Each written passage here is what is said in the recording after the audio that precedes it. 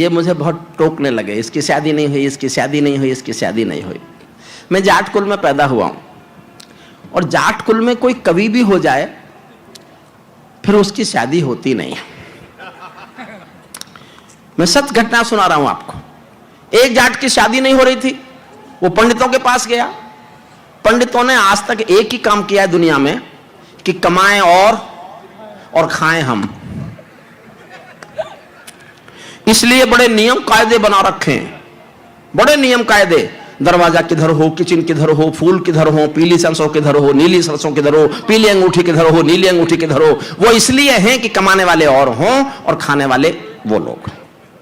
मैं पंडित जी के पास गया, पंडित जी क्या करूं, शादी नहीं होती। पंडित जी ने कहा देवी की पूजा कर। मैं बोला अगर मैं देवी की पूजा करता तो मैं जाट होता, मित्तल नहीं होता, शर्मा नहीं होता। जाट नहीं करते देवी की पूजा। तो पंडित जी ने अगली सलाह दी हनुमान जी की कर ले। जाट बोला उसकी तो खुद नहीं हुई थी। लेकिन पंडित जी ने समझाया तो जाट मान गया। जाट तो भोली कौम होती है। आदरणीय ओम प्रकाश जी, मैं अपने जाटों का भोलापन बता रहा हूं आपको, हम किस हद तक भोले। जब चौधरी चरण सिंह प्रधानमंत्री बने तो हमारे मेरठ के जाटों ने दिल्ली में गुड़ बांटना शुरू कर दिया कनॉट प्लेस पे।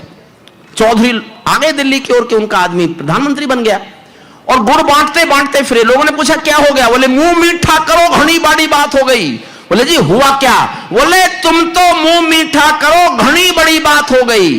बोले जी कुछ तो हुआ होगा। बोले होना के था, आज हमारा चौधरी चरण सिंह इंदिरा गांधी हो गया। क्या बात है, वाह वाह वाह। तो जाट भोला था। पंडित जी ने कहा हनुमान जी की पूजा कर, जाट मान गया।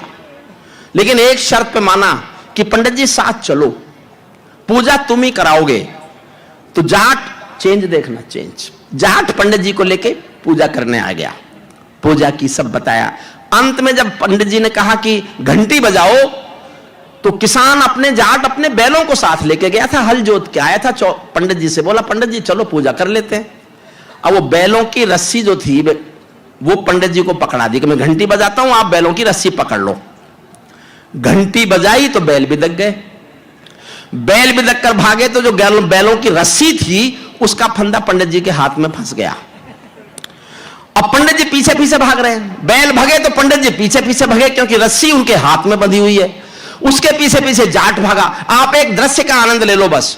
बैल आगे भाग रहे हैं, पीछे रस्सी में हाथ फंस गए, पंडित जी भाग रहे हैं, उसके पीछे जाट भाग रहा है। रास्ते में देवी का मंदिर था। देवी को विनोद सूझ गया, वो समझ गई क्या हुआ होगा। तो देवी ने भागते हुए पंडित जी से पूछा पंडित जी क्या हुआ। तो पंडित जी भागते भागते बोले देवी आज तक तूने बनियों का ब्राह्मणों का ब्याह कराया होगा, जिस दिन किसी जाट का कराएगी ना उस दिन पता चलेगा कितना भागना पड़ता है। तो अभी तक तो इन बनिए ब्राह्मणों को सुन रहे थे ना। सारे पंडित या मित्तल, ये पंडित ये मित्तल, ये पंडित वो मित्तल। सुनिए एक कविता सुनाता हूं जो प्रवीण ने कहा है। और मेरी भावना यह है, मैं मान लेता हूं चलो कि मोदी जी हमारी सारी समस्याएं हल कर देंगे। मैं मान लेता हूं भुखमरी खत्म होगी, बेरोजगारी खत्म होगी, सब कुछ ठीक हो जाएगा, पूरे देश में खुशहाली होगी। लेकिन अगर कश्मीर से हमारे बेटे तिरंगे में लिपट कर आते रहेंगे तो देश मोदी को भी माफ नहीं करेगा। मुझे कहने में कोई संकोच नहीं। क्या कहने, हम उस बीमारी से भी लड़ना चाहते हैं। इसलिए प्रवीण ने मुझे कहा है अच्छी लगे कविता तो प्रवीण को श्रेय देना। मैं 2 लाइन सुनाता हूं, पहले वो तय करेंगे कि आप इस तेवर को सुनने को तैयार हैं कि नहीं। मेरी सर्वाधिक नई कविता और जो मैंने सबसे अधिक गुस्से में लिखी है वो कविता है। आदरणीय बैठ जाओ प्लीज। 2 लाइन तय करेंगी। अगर 2 लाइन में आपने आधे लोगों ने ताली बजाई तो आधी ही सुनाऊंगा, चौथाई लोगों ने ताली बजाई तो चौथाई में आपको पता तो है नहीं कहां खत्म होती है। अगर एक व्यक्ति ने ताली बजाई तो पूरी सुनाऊंगा। 2 लाइन तय कर देंगी कविता का तेवर, 2 लाइन में सुनना। क्या करते आपको कहते हैं क्या करते, क्यों नहीं बंद होता, वो हमसे डरता क्यों नहीं है, रोज सीमा पर कैसे अतिक्रमण करता है, कैसे सीज फायर का उल्लंघन करता है। क्योंकि हमने एक काम नहीं किया। क्या करते हम, 2 लाइन सुनना और अपना बताना मुझे कि इस तेवर को आप सुनने को तैयार हैं क्या। ये पाकिस्तानी गालों पर दिल्ली के चांटे होते, ये पाकिस्तानी गालों पर दिल्ली के चांटे होते, गर हमने 2 के बदले में 20 शीश काटे होते। क्या कहने दद्दू, वाह वाह भाई साहब कमाल है। कमाल कमाल। यही सुनाऊं साहब, हमारे सैनिकों का सर काट लिया गया और हम बातचीत करते रहे। मैंने प्रवीण से पूछा, मेरा छोटा भाई है, कई बार मैं अपने असंतोषों का जवाब खोजता हूं अपने छोटे भाई में। मैंने प्रवीण से कहा, प्रवीण एक बात मेरी समझ में नहीं आती, हमारे सैनिक का सर काट के पाकिस्तान अपनी सीमा में ले गया, उसने क्या किया होगा उसका? आपके इस बेटे ने बड़ा जवाब दिया। प्रवीण के बड़े जवाब को तालियां चाहिए आपकी। आपके इस बेटे ने मुझे बहुत बहुत बौद्धिक स्तर पर बड़ा जवाब दिया। उसने कहा, भाई साहब आप तो जानते हो उसकी फौज कायर है। जिस मुल्क ने 1971 में बांग्लादेश बनते समय 93,000 लोगों ने बंदूक डाल दी हो, उस मुल्क की फौज कोई साहसी हो सकती है? आज भी उसकी फौज कायर है। शायद वो अपनी कायर फौज को दिखाना चाहता होगा कि भारत के फौजी बेटे का सर होता कैसा है, जो कट तो सकता है कभी झुक नहीं सकता। वाह, बहुत अच्छे भाई साहब। 10 सेकंड और मांगता हूं बस, उसके बाद कोई गद्य नहीं बोलूंगा। एक पिंजरे में पालतू तोता था किसी के पास। एक दिन मालिक ने तोते से कहा कि मैं पड़ोसी गांव जा रहा हूं, कुछ काम है, तेरा खाना शाम तक का पिंजरे में रखा है, खा लेना। तोता बोला, मालिक उस गांव में तो मेरे गुरु रहते हैं। मालिक बोला, तो क्या करूं? बोले, मेरी राम राम तो बोल दोगे ना? मालिक बोला, मिलेगा तो बोल दूंगा। मालिक चला गया। मालिक ने उस गांव में कहा, मेरे पिंजरे में पालतू तोता है, कोई यहां उसका गुरु है क्या? एक बूढ़ा तोता उठ के आया। उसने कहा, मैं उसका गुरु हूं। तो उसने कहा, मेरे पालतू तोते ने अपने पिंजरे से तुझको राम राम भेजा है। बूढ़े तोते ने सुना और मर गया। मालिक लौट के आया। तोते ने पूछा, मेरे गुरु मिले? मालिक बोला, काय के तेरे गुरु यार, मैंने तेरी राम राम दी, वो तो सुनते ही मर गया। इतना सुनते ही पिंजरे का तोता भी मर गया। जब मालिक ने, समझना साहब मैं कहना क्या चाहता हूं, जब मालिक ने पिंजरा खोला तो तोते की आत्मा कहती चली गई कि मालिक तुम समझे नहीं, मेरे गुरु ने संदेश भेजा कि जिसको आजाद होना हो उसको मरना आना चाहिए। भाई साहब बहुत बढ़िया बात है। वाह वाह वाह। और ये कहानी इसलिए सुनाई, भारत 1947 में आजाद तो हुआ, लेकिन फिर कभी एक साथ मरने को तैयार नहीं हुआ साहब। और आज तो खंडों में मरता है, कभी बंबई में मरता है, कभी संसद में मरता है, कभी कुपवाड़ा में मरता है, कभी पठानकोट में मरता है, कभी अनंतनाग में मरता है, कभी कश्मीर में रोज मरता है। तब ये कविता सुनिएगा आप साहब, ये आतंकों के गालों पर दिल्ली के चांटे होते, गर हमने 2 के बदले में 20 शीश काटे होते, बार बार दुनिया के आगे हम ना शर्मिंदा होते और हमारे सारे सैनिक सीमा पर जिंदा होते। जोश में सुनना साहब, इस कविता को मैं बहुत जोश में पढ़ूंगा और जोश में सुनना चाहूंगा कि आप सुने। ये कैसा परिवर्तन है खुददारी के आचरणों में, सेना का सम्मान पड़ा है चरमपंथ के चरणों में, किसका खून नहीं खोलेगा सुन पढ़कर अखबारों में, सिंहों की गर्दन कटवा दी चूहों के दरबारों में, सिंहों की गर्दन कटवा दी चूहों के दरबारों में, सिंहों की गर्दन कटवा दी चूहों के दरबारों में। बार बार की गद्दारी को भारत क्यों सह जाता है? और जो मैं जवाब दे रहा हूं वो जवाब आपके दिल से भी निकले तो आपकी तालियां आसमान की ओर जाएं। बार बार की गद्दारी को भारत क्यों सह जाता है? ज्यादा संयम भी दुनिया में कायरता कहलाता है। ज्यादा संयम भी दुनिया में कायरता कहलाता है।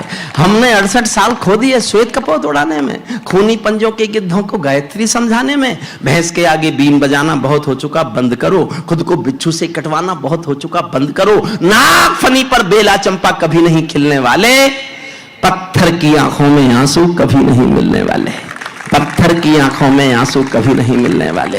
बंदूकों की गोली का उत्तर सद्भाव नहीं होता, हत्यारों के लिए हिंसा का प्रस्ताव नहीं होता, कोई विषधर कभी शांति के बीज नहीं बो सकता है, और भेड़िया शाकाहारी कभी नहीं हो सकता है, और भेड़िया शाकाहारी कभी नहीं हो सकता है। पीपल छाया मांग रहा था यूं की करके पेड़ों से, मोदी जी बिना बुलाए चाय पीने चले गए नवाज शरीफ के घर। मैंने मालूम कराया साहब, क्या जरूरत थी आपको जाने की? आप 125 करोड़ के नेता हैं, वो 20 करोड़ का है विश्वसनीय नेता है, विश्वसनीय। आप बिना बुलाए उसके घर चाय पीने जाएंगे? बोले मैंने कोशिश की कि शांति लेके आ जाऊं। मैं कहा ले आए। वाजपेयी साहब ने भी कोशिश की थी, लाहौर गए थे बस में, वो करगिल लेके आए थे, आप बिना बुलाए चाय पीने गए, आप पठानकोट लेके आए। 125 करोड़ का नेता किसी अविश्वसनीय नेता के घर जाए तो कभी क्या लिखेगा। मैंने कहा मैं गांव का आदमी हूं, देहात की उपमाएं उठाई है, देखना कैसा लगा मुझे मोदी जी का पाकिस्तान जाना। पीपल छाया मांग रहा था यूं की करके पेड़ों से, जैसे कोई शेर सुरक्षा मांग रहा हो भेड़ों से। जैसे कोई शेर सुरक्षा मांग रहा हो भेड़ों से, जैसे कोई मोती खोजे झीलों की गहराई में। समझ जाओ तो साहब मेरी पूरी कविता में एक बौद्धिक पंक्ति है। मैं भारत पाकिस्तान के 70 सालों के रिश्तों पर एक निबंध में एक लाइन में लिखता हूं। अनिल मित्तल जी, एक पंक्ति का निबंध है मेरा भारत पाकिस्तान के 70 साल के रिश्तों के लिए, और आप तक पहुंच जाए। मैं कहना क्या चाहता हूं तो मैं बहुत प्यार में तालियां सुनना चाहता हूं, बहुत प्यार में। अभी भी मैं प्रवीण शुक्ला की भीष्म प्रतिज्ञा कविता के उससे निकला नहीं हूं, मैं निकलना चाहता हूं। मैं निकलूंगा तब जब मुझे तालियों का आकाश दिखेगा। सुनना, पीपल छाया मांग रहा था यूं की करके पेड़ों से, जैसे कोई शेर सुरक्षा मांग रहा हो भेड़ों से, जैसे कोई मोती खोजे झीलों की गहराई में, हम कस्तूरी खोज रहे हैं उल्लू की परछाई में।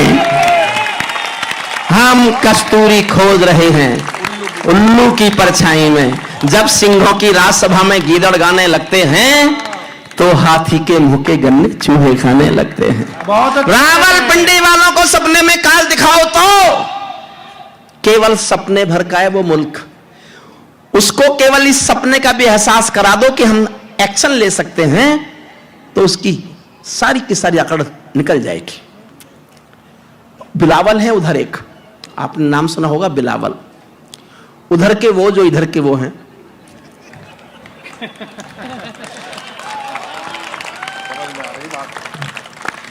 इतने समझदार, मैंने तो नहीं कहा कि मैं पप्पू साहब के लिए कह रहा हूं। बौद्धिक नेता मिला देश को। मुझे तो बताया, इसने बताया, प्रवीण ने, मुझे नहीं पता, झूठ है तो इसने बोला होगा। कुछ लोग, किसान लोग शिकायत लेके आए, साहब हमारी तेज बारिश में, ओलों में हमारी फसलें नष्ट हो गई। तो उन्होंने पूछा आपने खुले में क्यों बोई थी?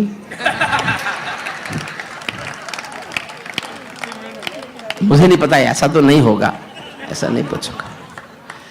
क्योंकि जो आदमी अमेरिका में जाके भाषण दे सकता है वो इतनी गलत बात बोल सकता है क्या? नहीं बोल सकता।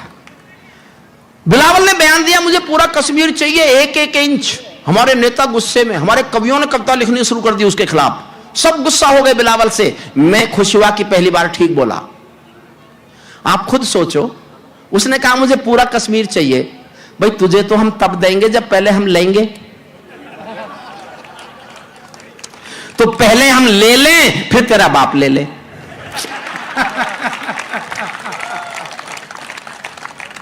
लेकिन दिल्ली वालों, मैंने आपकी ओर से, शाहदरा वालों आपकी ओर से जवाब भेजा, आपके स्वाभिमान का जवाब भेजा।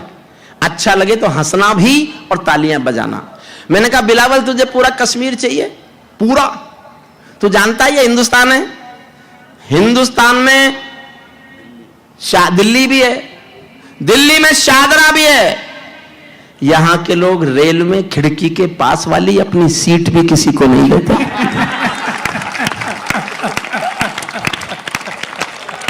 कश्मीर मांग रहा है।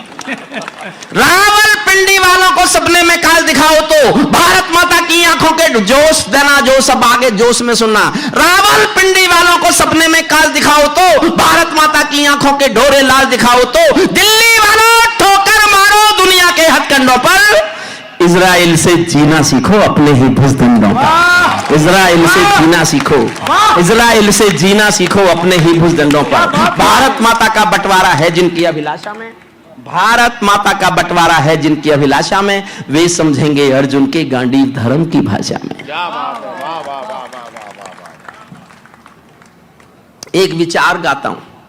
मैं 39 साल एक यूनिवर्सिटी में कानून का अध्यापक रहा हूं। 39 साल मैंने कानून पढ़ाया है। ना मैं हिंदी में पढ़ा, ना मैंने हिंदी में कभी पढ़ाया। मैं तो संयोग से तुकबंदी हूं, तुक्केबाज। लग गया तुक्का। सचमुच में हिंदी का बहुत ज्ञान मुझे नहीं है, क्योंकि ना कभी पढ़ी ना कभी पढ़ाई। कोई दूसरी भाषा में पढ़ते रहे, तब कानून अंग्रेजी में ही था, अब तो आ भी गया थोड़ा बहुत हिंदी। एक विचार गाता हूं। मैं पिछले दिनों बहुत बीमार हुआ था और इतना हो गया था कि पता नहीं कि ऊपर जाऊंगा कि नीचे रहूंगा। तो एक भाव मेरे मन में जन्म लेता था कि जब आदमी बहुत बीमार हो जाता है और उसको लगता है कि वो मर सकता है, तो वो ये एहसास अपने भीतर पैदा कर लेता है कि हे भगवान, या तो तू मुझे उठा ले या मुझे ठीक कर दे। ऐसे सोचता ना हर कोई। तो उन दिनों मैंने एक विचार सोचा।